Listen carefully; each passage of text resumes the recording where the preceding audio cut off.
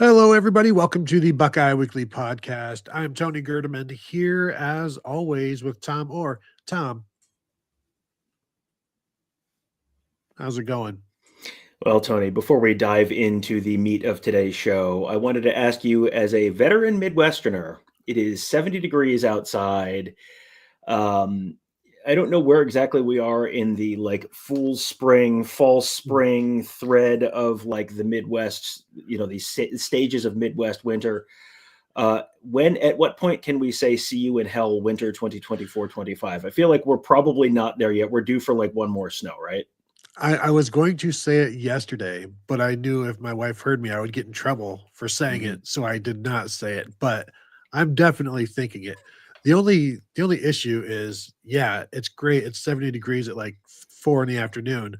When I'm getting in the car in the morning, it's still 34 right now. So, I think, no, Tom, you're trying to get me in trouble. I'm not saying anything. I don't even know what weather is. I don't even know what you're talking about. Help me.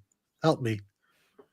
We slept with the windows open last night because it's well, it's March and we're gonna sleep with the windows open, and then we woke up and it was oh, it's 57 degrees in the house. That's pretty chilly. It's all right. It's all right. We'll 57 degrees in the house. Waking up with the windows open and the birds singing in March is all right. We are really doing something here.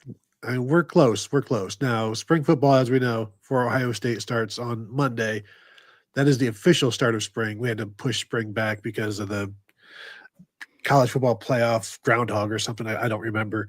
But we are here to talk about some comments made recently by incoming freshman Michigan quarterback Bryce Underwood on the Rich Eisen Show, where Rich Eisen, famously a Michigan fan and not a closeted Michigan fan, does not try to hide it. He is out there in the open, and had Bryce Underwood on his show, and talking about all of these different things about becoming the Michigan quarterback, whether he wants to start, and he started relaying the story of meeting LeBron James, and this is where the show comes from, our show, and he told LeBron James, who is famously an Ohio State fan, that it's over for Ohio State.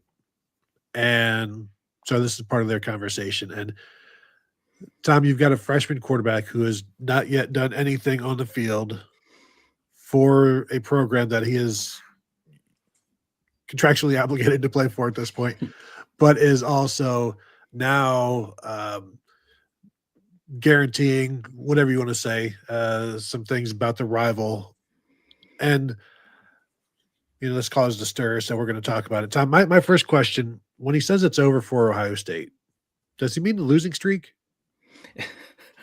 I'm guessing, just guessing from context and from LeBron's supposed reaction, that was not the actual intended meaning of that.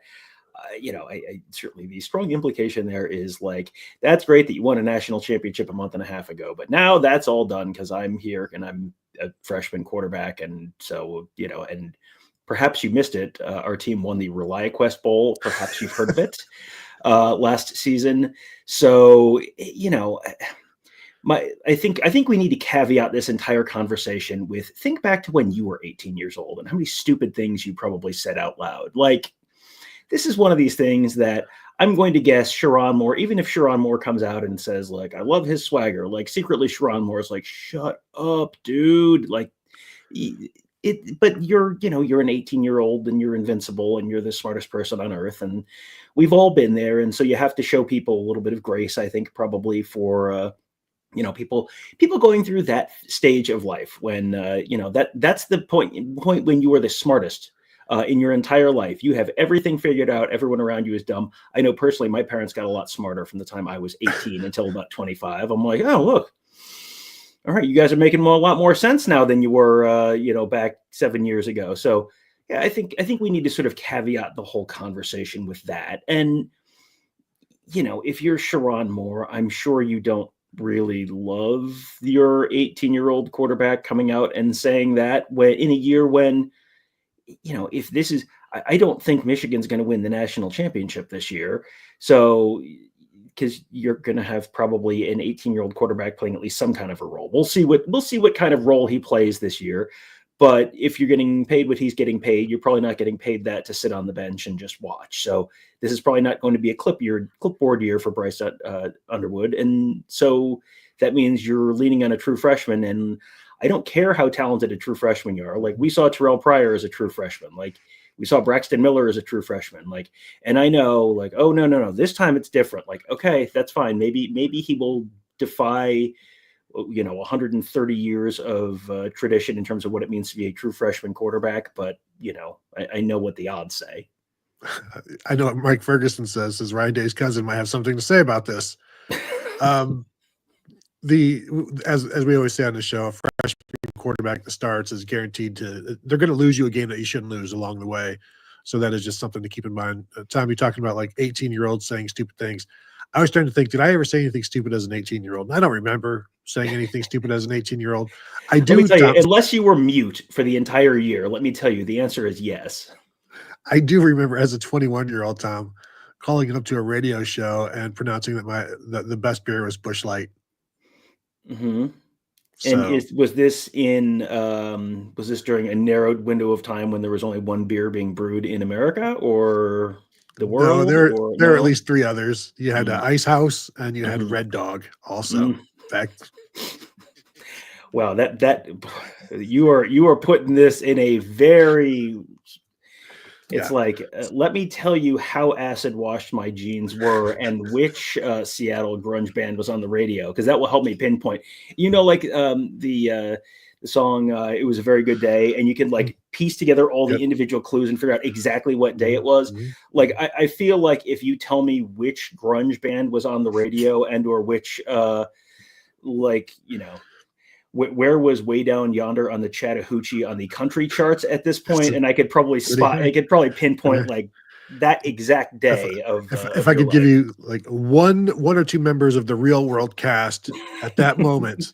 Was it Puck? What was it, Puck? And did everyone know about the peanut butter yet? That's the real question, because that'll put it like take me down from months to weeks. All right, let's move on, Tom. Enough about me. Let's talk about somebody else for a change. Enough about me and Puck.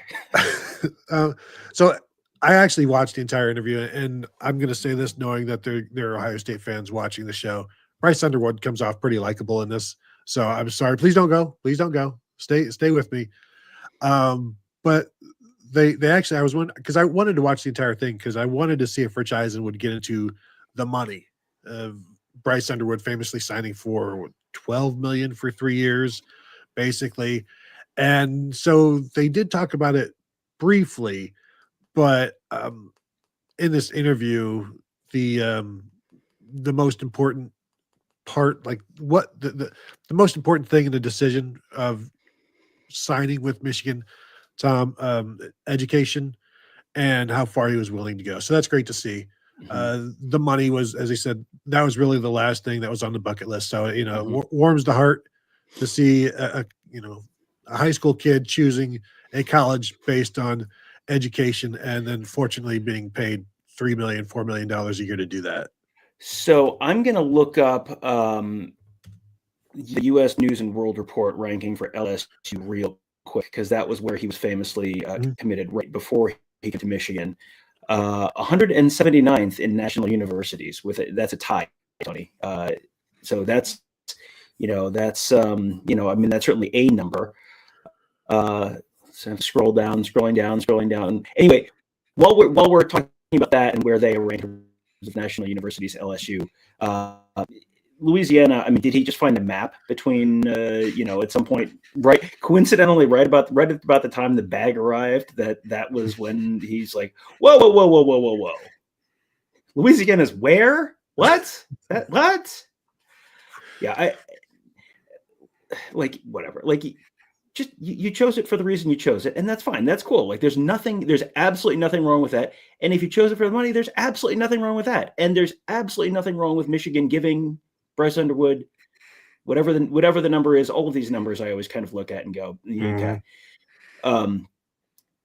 That's not, whatever the number is, like, it's absolutely fine that you are getting that amount of money, and that coincidentally about the time that amount of money showed up, that's when you decided that Louisiana turns out was further from your home in Bellevue, Belleville, Michigan. That it turns out Ann Arbor is closer than Louisiana, and that revelation hits you, and then also you finally stop scrolling through the U.S. News and World Report rankings. You're like, well, I thought I missed it. It turns out it's at 179th, tied with like a pre-K in Greenwich, Connecticut. Like, it's fine.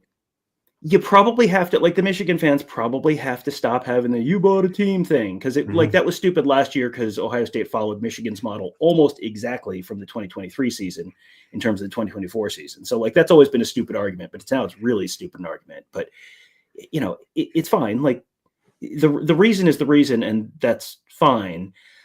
If distance really mattered, you probably Eastern Michigan's perfectly lovely. I was just up there a couple weeks ago. It's a perfectly lovely campus. Like that's also pretty close to Belleville, Michigan. So, either way, Michigan State even.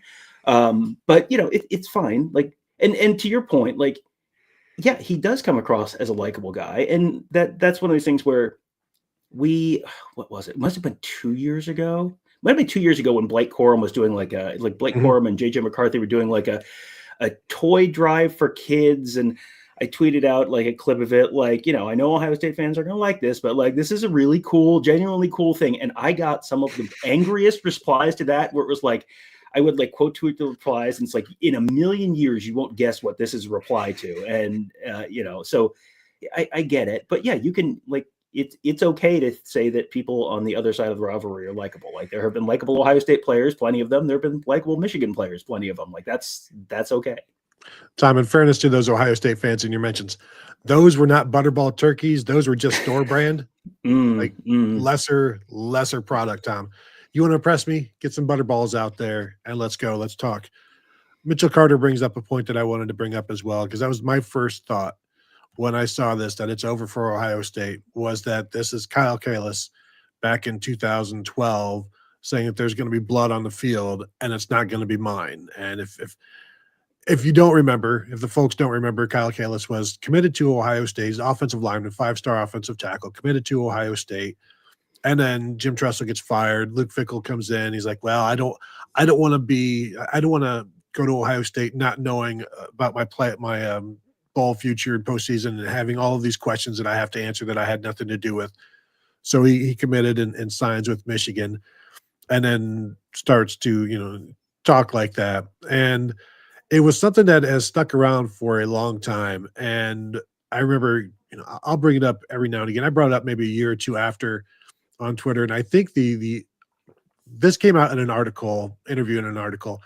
And I think the person that wrote the article, if I recall, like kind of was like, can you just leave the kid alone? Like, it was just a comment. And I'm like, I didn't write it. Like, you're the person that posted it knowing what this is going to do. So, you thought it was going to be great, turned out to be not great, and people are still going to be talking about it. And it's something that he's had to, he's fine, whatever. But it's just one of those things in this rivalry, when you say the wrong thing or the right thing, frankly, don't be surprised when it gets brought back up. And blood on the field is one of those that has lasted the test of time. It's gone away for a little bit because the rivalry has swung, but this was something that was brought up all the time. And it's something I immediately thought of when I saw these comments from Bryce Underwood. Yeah, what's funny is at this point, like, we've been doing this long enough that we can almost have both sides of the conversation. Like, we could just get puppets and have the comments from the, oh yeah, we're like 15 minutes, maybe less, from someone saying rent free in your heads in the comments, and then we're gonna, oh, it's been X number of days since you've won, and then and then, oh, since 2001, Ohio State's got this many wins, and since, but yeah, you always talking about just a short period of time, and I mean, like, we could do the whole conversation. That's fine. Yeah, this is something that Ohio State and Michigan fans spend a lot of time talking about, a lot of time thinking about. It's a little like Texas and Texas A&M, where like they'll spend a bunch of time arguing that they don't really pay any attention to they didn't pay any attention to the other team for 10 years, but then they can immediately cite chapter and verse of every single game of that whole 10 years. Like, this is like that's what makes this such a great rivalry. So it's yeah, if you put yourself out there, like if you poke your head up and you say something, like maybe you're going to go down and in history as like this guy who called his shot and won, and boy, it's amazing.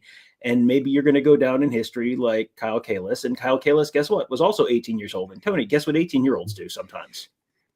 They call radio shows and talk about Busch Light.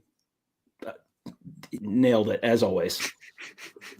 If you're from Ohio, anyway. Certain sections of Ohio, yes. So Bryce Underwood was asked if do you want to start? Do you plan to start? Are you going in to be a starter? And he said definitely, which this is not an unusual statement for a quarterback. Michigan, however, went into the portal and got Mikey Keene from Fresno State to be their safety plan, basically their fallback school that they're actually going to go to first. I think, Mikey Keene is your starting quarterback until a point in which when you can move on from him. I was looking at his numbers last year. I forgot that his first start last year was in Michigan Stadium. His first start this year could be in Michigan Stadium as well.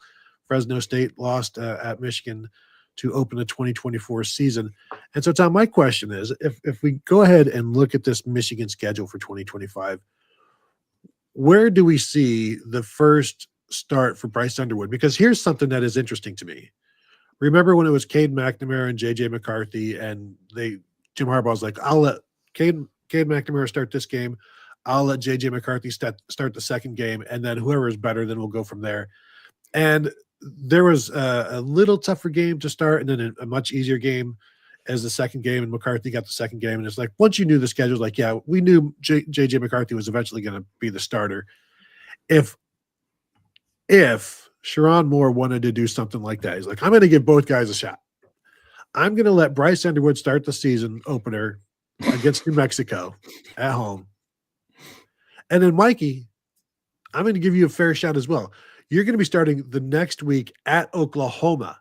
And let's just see who puts up the better numbers, and then we'll go from there. And I honestly don't think that's going to happen, but if Sherrone Moore wanted to do something like that, this would be like, well, you've just let all of you showed all your cards in this one. I expect Mikey Keene to start probably the first 4 games, and if because those first 4 games are New Mexico, at Oklahoma, Central Michigan, at Nebraska. Like, say Michigan, and I'm not saying they will, but if they start 2-2, you've got a bye week, and during that off week, you can start to implement the Bryce Underwood situation.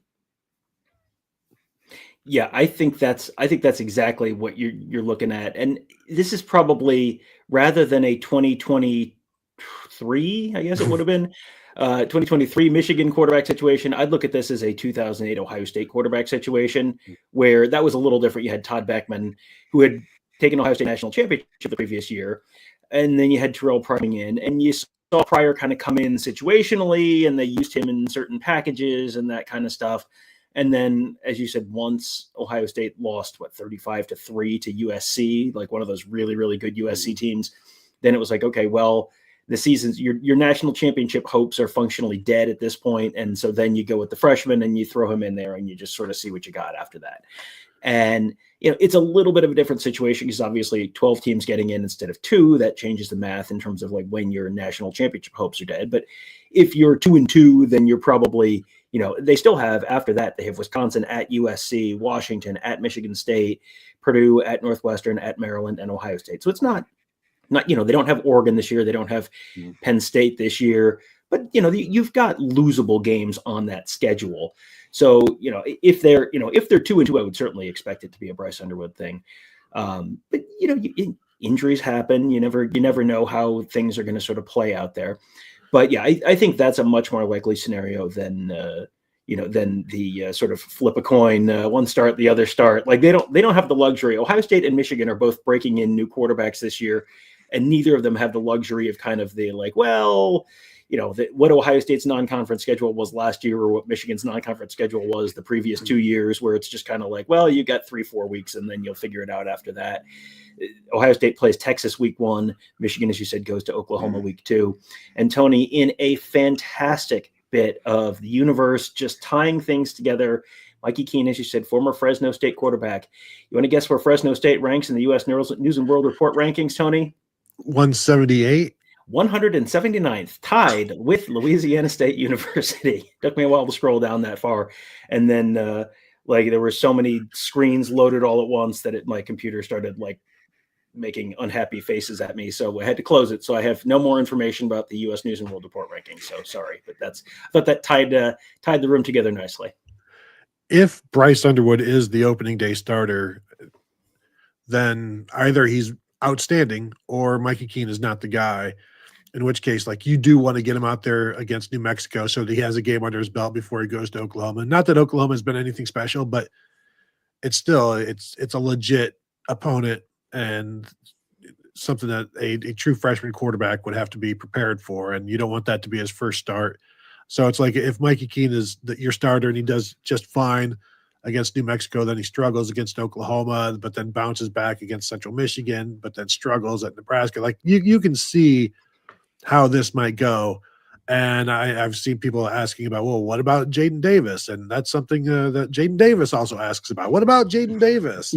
And there's already speculation that that he could leave after spring. Really, he's a redshirt freshman. He's the same eligibility as Bryce Underwood. I was reading a Michigan blog post. No, not that Michigan blog. But I was just looking for just quarterback information, depth chart, stuff like that. And the writer was saying things like, if Jaden Davis, I long for the days of when a quarterback or a player would just wait their turn and, stay with the whole good state U. And then, why wouldn't Jaden Davis wait until he's a senior to play and all of these things? And I'm like, do you realize if players just waited their turn, Michigan wouldn't have a national title in 2023 because everybody uses transfers. Everybody makes benefits from these transfers.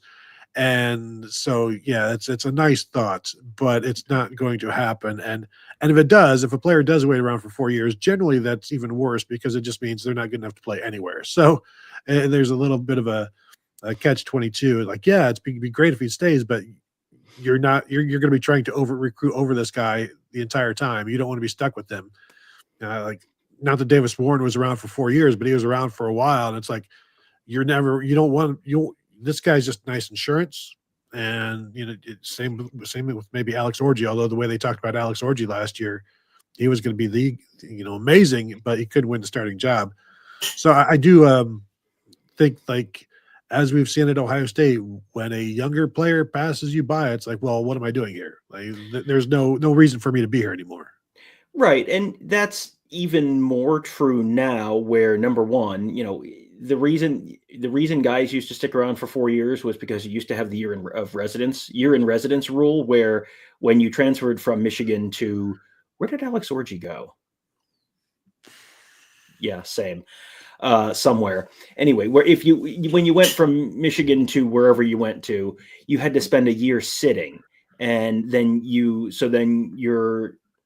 didn't get it. You can't even play 4 games. You can't, you had to just sit and watch, and you could practice, but that was it. So that's, it's not that, this is a reflection of the character of man declining and whatever. It's that you used to have to sit a year, and there was a really punitive thing, which even at the time people were like, why don't coaches have to sit? It's well, that's different. And when my coach leaves, how come I can't also leave? Well, that's different. Well, now that's not different. And so now you do have guys leaving. And the other piece of that is NIL, where if you're the third string, fourth string guy, whatever, even at Michigan, you're probably not making that much money. The quarterback budget, I think the quarterback budget has been largely spent at Michigan for the foreseeable future. So if you're the third string guy there, that's, or to UNLV. There you go. So if you're the third string, fourth string guy at Michigan, you're probably not making a lot. You're not playing. You're not developing that much. You're practicing, but you don't get that many practice reps as the third string guy at Michigan or the fourth string guy at Michigan or at any place. Ohio State, pick your school. You also don't get your NIL. You're not playing. You're a competitor. You want to play. Of course you're going to leave. I think we're at the point now where people have broadly stopped passing judgment on any of this stuff, because it's if you were stuck in a job where you're stuck in the mail room and it's like, yeah, I have a master's degree in whatever, accounting or something. Why am I in the mail room making no money? It's like, well, just wait your turn and then something will maybe open up in the accounting department at some point. Like if the folks across town have an opening, like why would I not go over there? Like this is a like really logical, this is not a difficult thing to understand. And I think most people get it, but Tony, there are always some slow learners. Tom, Michigan hosts Central Michigan in the third week of the season. Is that hush money? Is that what that's about? To just be like, hush money for what, Tony? Well, who knows? Who knows? I don't want to throw accusations out, but Tom, it's not hush now. They have. I don't want to say it's hush money, but if it were, no, they have not played since 2013, so it's been a while. So I'm sure this was scheduled years and years in advance, but it is just interesting. Mm-hmm. Be an awful shame if something happened to this contract. Mm-hmm. Well, I'm sure the game will be well covered from many angles. Is the sky cam there? No, but got a guy with glasses. We do. Welcome to Brad, new member of our channel. We appreciate that. Mike Ferguson says, wait until Eddie George's Grill opens up an NIL fund. Jaden Davis to Bowling Green. I mean, we should probably talk about the Eddie George thing, because that is, I think that's insanely cool for Eddie George, because he got the job at Tennessee State, and you see a lot of these like celebrity coaches, and sometimes it's, the Deion Sanders thing has gone better than a lot of people probably would have expected. And the Ed Reed thing at Bethune-Cookman went about as badly as a thing could go. And the, what's his name? The former Trent Dilfer at UAB. That's trending more towards the Ed Reed side of things. So it's like you can, these things sometimes go well, sometimes go poorly. Eddie George took over a Tennessee State program that's an HBCU that does not play in an HBCU or strictly HBCU conference, and turned them into a consistent 8-9 game winner, got him into the FCS playoffs last year. Like, that is a fantastic coaching job. Stayed for, I think it was 3-4 years there, did a really, really nice job, and then got an opportunity at Bowling Green. And, that's a fantastic step up for him. And, it's very easy to look at these and kind of go like, oh yeah, celebrity coach. Like Eddie George has earned this spot, and that's going to be a very, very interesting program to see, because where that ends up, because the MAC's in a sort of weird spot right now where they're kind of getting left behind by a lot of FBS, but the whole league's getting left behind by the rest of FBS, to the point that Northern Illinois is jumping now to the Mountain West. And so, the rest of the MAC is kind of in this weird spot, but there's a real opportunity for Bowling Green to build off of what Scott Loeffler did, because I didn't think Scott Loeffler was going to have a lot of success there, and he did better than I was expecting. If Eddie George can kind of continue to build on that and turn those 6-win seasons into 8-win seasons, he could be in a position for a much more significant job in a few years. Yeah, I'm with you on Loeffler. I did not think that was going to work at all, and it wasn't for the first 2 seasons, and then the last 2 seasons they were doing very well in the MAC, which is really all that you can expect to do when you're in the MAC. Is, can you just do well in the MAC? We're not asking you to win your 4 non-conference games or 3 of the 4. Can you just maybe win 1 or 2, because you've got to play a bunch of big time opponents to fund the athletic department. And now you get a guy like Eddie George who helps fund that with his name.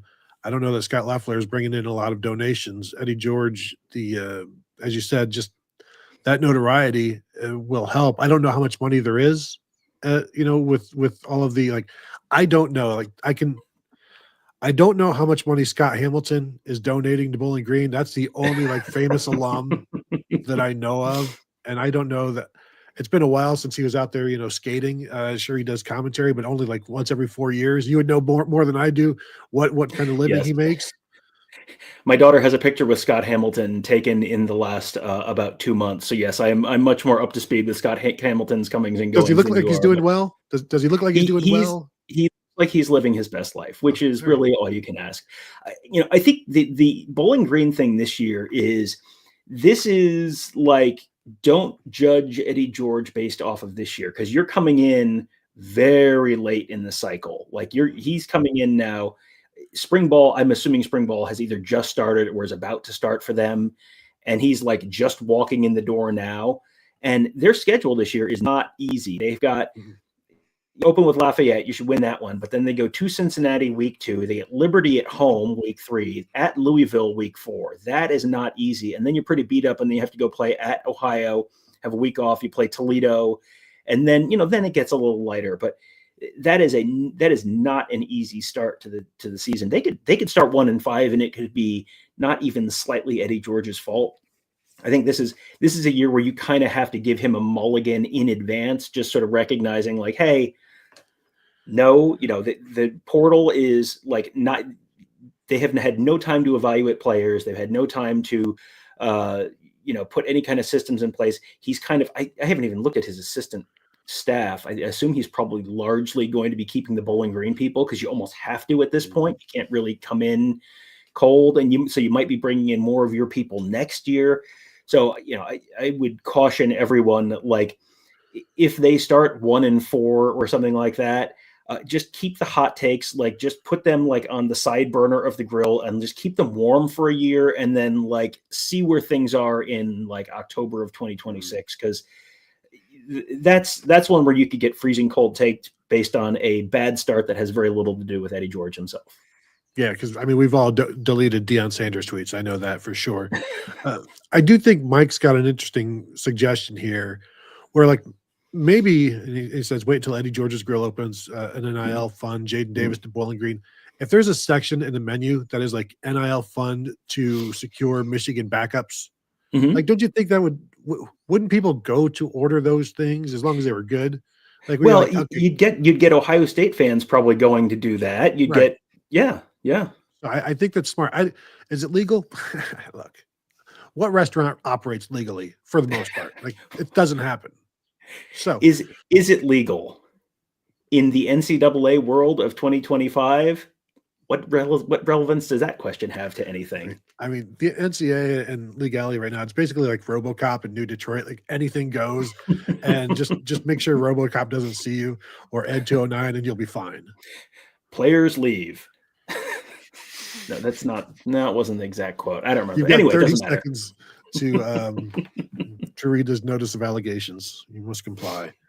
So there you go. So Tom, do we think what is in terms of real quick back to Bryce Underwood, because I want to get a number out there on number of starts this year. Mm-hmm.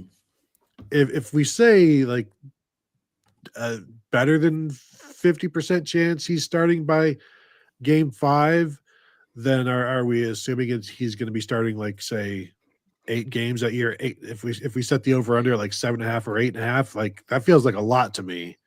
So I'm not quite sure that I'm not ready to buy in on week 5. But I do believe at some point he is starting, and probably starting the majority of the second half of the year. But like I don't feel great at like 6.5 games. I'd probably still take maybe the under on that.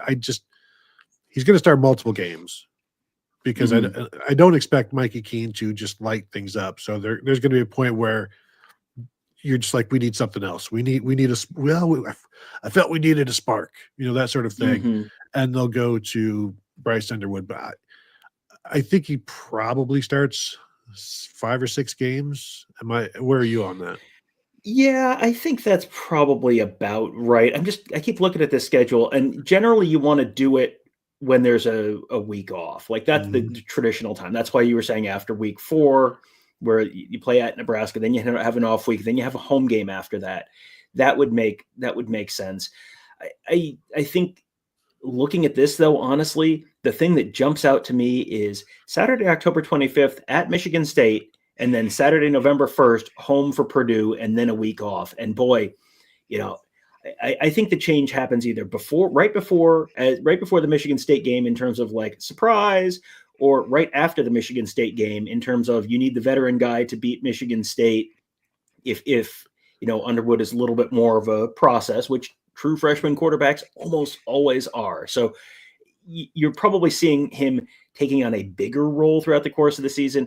But I look at like home against Purdue. Like, I don't want to get too hot takey, but Purdue was awful last year. They Mhm. did not beat an FBS team, and then they replaced their head coach, and then they lost their best player to the transfer portal, and at least a couple of their best players to the transfer portal. Like Purdue might be like dirty diaper in the sun kind of stinky this year.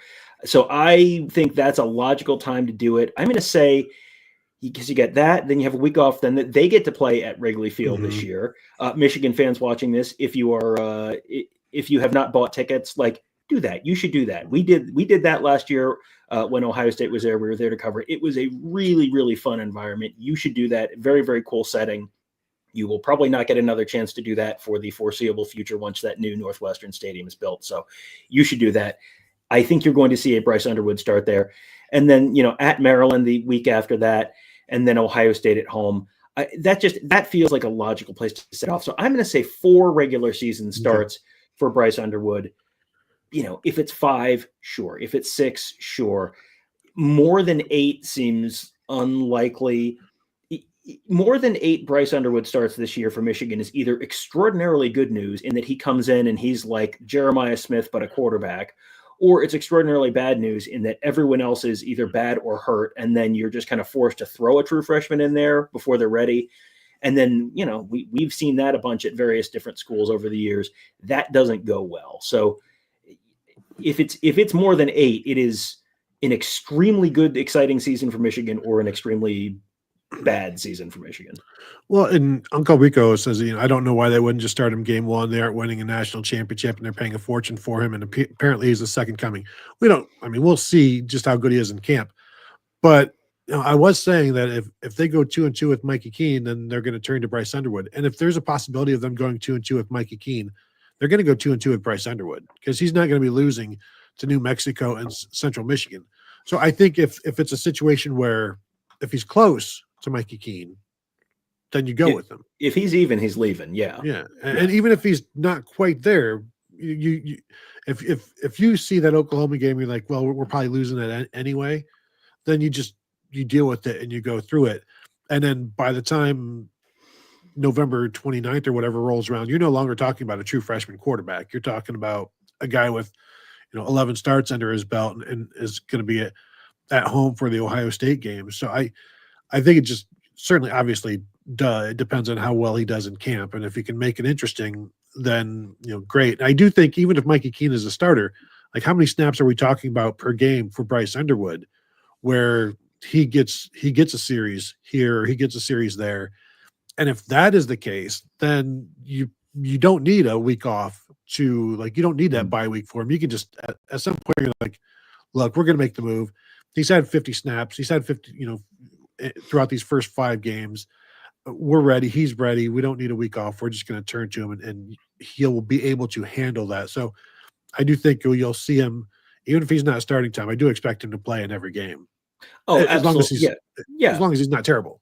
Right. And you look at Alex Orji the last couple of years, and Alex Orji was like, he was probably characterized as a dual threat as a recruit, which is, 50% true. Underwood is going to be able to throw. Underwood's going to be a more effective passer than Alex Orji was, like without question. No matter how shaky he is this year, he will be a better passer than Alex Orji was. So you're going to be able to work him in early. And yeah, like you said, it may be 10, 15, 20 snaps, maybe more than that against, 20 snaps, 25 snaps against New Mexico. And then you see, maybe it is 5, 10 against Oklahoma. And then you're kind of playing more and more throughout the course of the season, as, sort of depending on the team and depending on the package and all that kind of stuff. But you're right. It's going to be a bigger role for him throughout the course of the season. And ultimately at some point, those lines are going to cross and he's just going to take over as the starter. That would certainly be my expectation. And part of that is also, what does the offensive line look like this year? Because, one of the things I was looking at before we started was the transfers, because they brought in 12 transfers and 10 of them have a star rating for both high school, and 10 of the 12 have a star rating for both high school and transfer rating. Tony, out of those 10, would you like to guess how many have a higher transfer rating or a higher rating as a transfer than they did in high school? All of them? 1. One. That's not great. That's not great. That's one of those things where there are kind of two kinds of transfers. And, these are not our ratings, and I can't vouch for these ratings. But if you look at Ohio State's transfers, Ohio State has 4 transfers who are, they have 6 transfers total. 2 of them did not have a rating out of high school, Ty Howard and Logan George. The other 4, Ethan Onionwell, Max Clare, CJ Donaldson, and Philip Daniels, all have a higher transfer rating than they did in high school. So that means these guys who were kind of at a lower program and showed enough that they're a better prospect now than they were coming out of high school.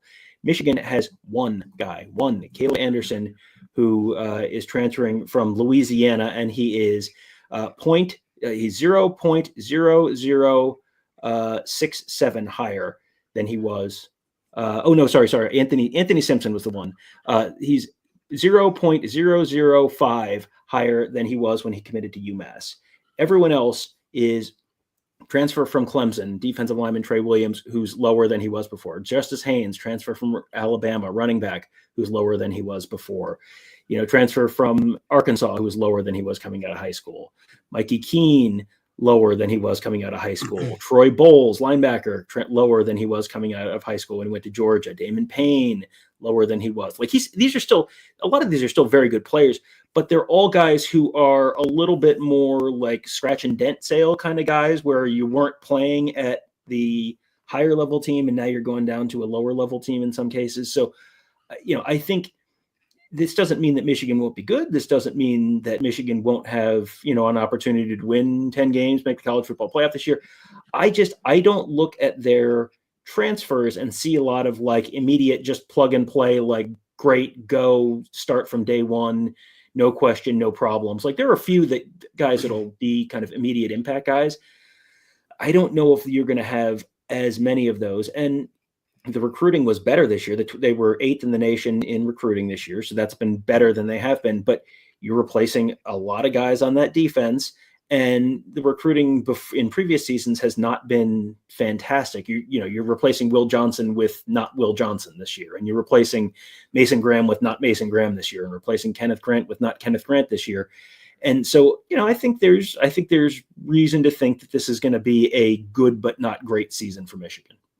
I'm just looking, and some of those offensive line transfers are FCS transfers to Michigan, and guys that they may need to get something out of. So they usually do very well in the portal in terms of the offensive line. That they have at least a center, and they do well enough, at tackle and guard, but they certainly aren't always hitting home runs, but they probably need to get a few more here going soon. Anything else, Tom, before we run?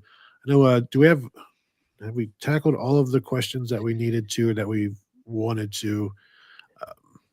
And again, spring football starts Monday. We do not yet have our schedule in terms of what we will be doing, but we will be there at some point on Monday, whether they want us to be there. I won't say that, but people have done that before and it's not gone well.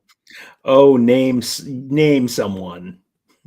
That's for the after chat. All right, then let's go ahead. And Tom, I want to thank everybody for tuning in. Hit the thumbs up before you go. We would appreciate that if you're watching us live. And of course, there is the audio version of this. If you just go to your podcast platform of choice, type in Buckeye Weekly, and you'll find it there. Also type in Buckeyes Tomorrow Morning. Find Tom's daily podcast there as well, talking all things Ohio State. We will, Tom, what are we talking about in tomorrow's Buckeyes Tomorrow Morning that we will be recording here shortly today? Well, D-Cell121 says it's definitely over for Ohio State basketball, and that's what we're going to be talking about. It's like that season did not go great. So why, and what's a reasonable expectation for Ohio State basketball? And just because everyone's mad this week, does that mean that everyone's going to be mad enough to care in 3 weeks and actually fix things? We'll talk about all that kind of stuff. And Mika Hannah asking, have you heard buzz about Austin Searveld at tackle? I would like to know where you heard that because I know where it started. But yes. Anyway, that'll do it. I want to thank you all for tuning in, and we'll talk to you guys later.